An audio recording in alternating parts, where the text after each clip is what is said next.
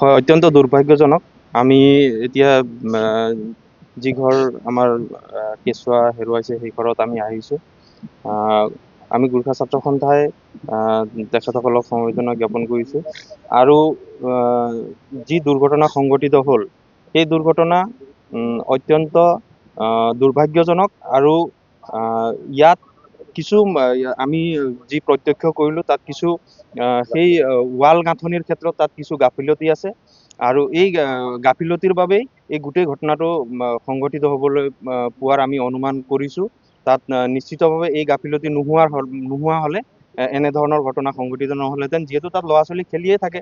আৰু তাত যি ৱাল দি থোৱা আছে সেই বাউণ্ডাৰী ৱালটো ইমানেই ওখ আছে, তাত মাজত যিবিলাক লিণ্টাৰৰ যি পোষ্ট দিব লাগে সেই পোষ্টবিলাক খালী এৰি দিয়া হৈছিলে, ঢালাই নকৰাকে এই পোষ্টবিলাক অকল ৱাল গাঁথনি কৰি এৰি দিয়া হৈছে। এইটো অত্যন্ত মানে সংবেদনশীল হৈ আছিলে। আৰু তাত মানে কোনো ধৰণৰ অকণমান চুই দিলে সেই ৱালটো পৰি যোৱা তেনেকুৱা ধৰণৰ। আজি আমি জনাত প্ৰায় 3 মাহমান তেনেকুৱাকে পেলাই থোৱা হৈছে। এইটো মানে গোটেই বিষয়টোত তাত আমি জনাত তাত দুঘৰ মানুহে সেই ৱালৰ যি কাৰ্য সম্পাদনা কৰা তাত দুঘৰ মানুহ আছিলে।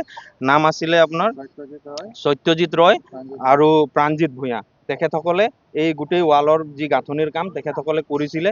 আৰু ইয়াত সেই ৱাল গাঁথনিৰ ক্ষেত্ৰত অত্যন্ত গাফিলতি হৈছে আমি দেখিবলৈ পাইছোঁ। গাফিলতি হোৱাৰ বাবে এই গোটেই দুৰ্ঘটনাটো সংঘটিত হ'বলৈ পালে।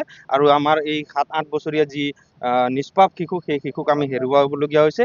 গতিকে কেশৱ বিশ্বকৰ্মা বুলি আমি যি সৰু 8 বছৰীয়া নিষ্পাপ শিশু তেখেতক আমি হেৰুৱাবলগীয়া হৈছে।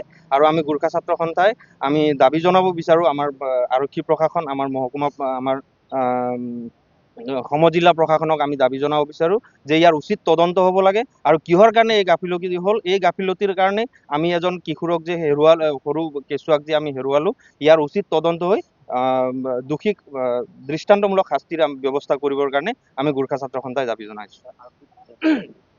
আৰক্ষীক ইতিমধ্যে খবৰ দিয়া হৈছে, তেখেতসকলে তদন্ত চাগে আগবঢ়াইছে। যোৱাকালি ৰাতি তেখেতসকলে আহিছিলে আৰু আজি আহিম বুলি তেখেতসকলে প্ৰতিশ্ৰুতিও দি গৈছে। গতিকে আমি এয়াই দাবী জনাওঁ যে অতি শীঘ্ৰেই ইয়াৰ উচিত তদন্ত হ'ব লাগে আৰু দোষীয়ে দৃষ্টান্তমূলক শাস্তি পাব লাগে।